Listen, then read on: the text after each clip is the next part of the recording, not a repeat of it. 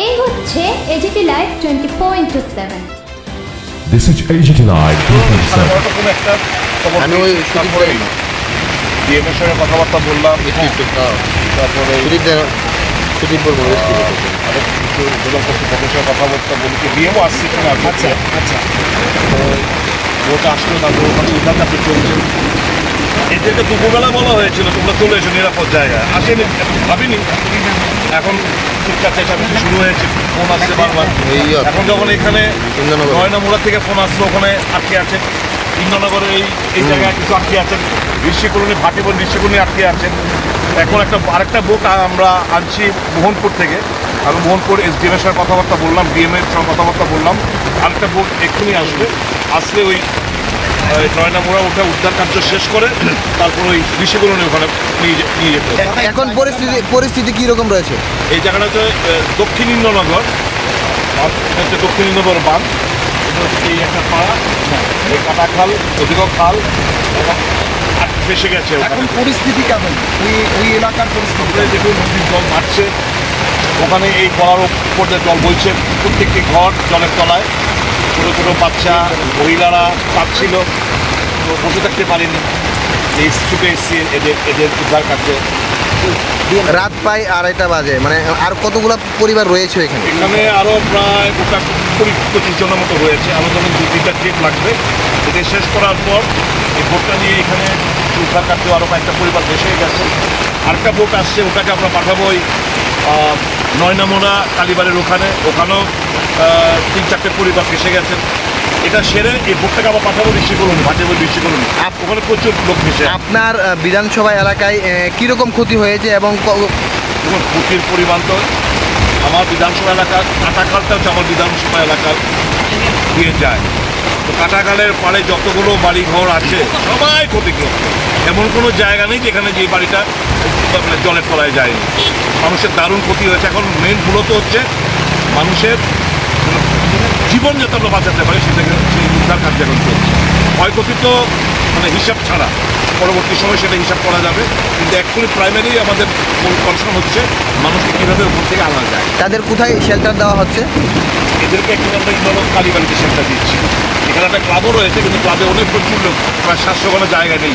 ইন্দ্রনগর কালীবাড়িতে এদেরকে আমরা যথেষ্ট পরিমাণে কি বোট নেই? হ্যাঁ, যথেষ্ট পরিমাণে বোট দিয়ে রেস্কিউ করা হচ্ছে। এটা নিয়ে এখন আর কথা বলার সময় না। এখন মূলত ফোকাস হচ্ছে আমাদের উদ্ধার কার্য। ডিজাস্টার ম্যানেজমেন্ট একটা কথা শর্টে বলি, এ নিয়ে বহুত বড় বড় ভাষণ আমরা শুনেছি, লেকচার শুনেছি, আসলে সব কুসংস্কার।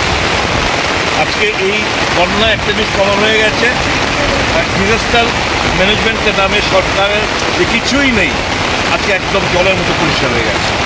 বাকি কথা আমি আর কাউকে দোষারোপ করবো না। এখন মূলত উদ্ধার কার্য চালানো, এটাকে আমরা প্রাধান্য দিচ্ছি। আপনাদের কংগ্রেস লিডার রাহুল গান্ধীও আপনাদেরকে সাধারণ মানুষের পাশে থাকার বার্তা দিয়েছেন। সারা রাজ্যে আপনাদের কর্মীরা কি মানে সারা রাজ্যে আমাদের কর্মীরা মানুষের পাশে রয়েছে। কি বলবো, খাওয়ারটুকু পর্যন্ত নেই প্রশাসনের তরফ থেকে, এগুলোই বলতে পারি। ধন্যবাদ।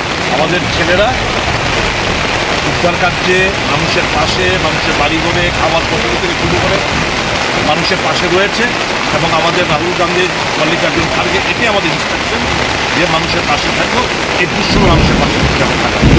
ধন্যবাদ, থ্যাংক ইউ। নিরাপদ স্থানে চলে যান যারা এই এলাকা।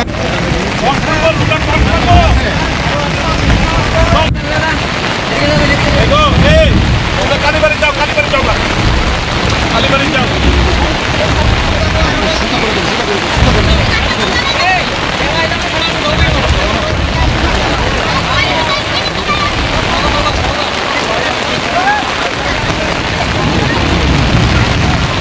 কিন্তু বারবার করে প্রশাসনের তরফে কিন্তু বলা হচ্ছে আপনার মাথাটা দেখো।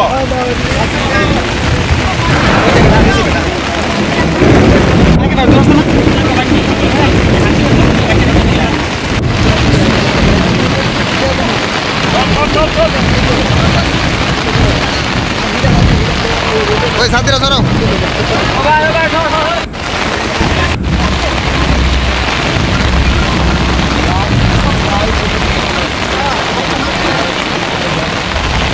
बोलो सोचा कि पहले भी बाढ़ आया पोस्ट कितनी तक पानी आएगा क्या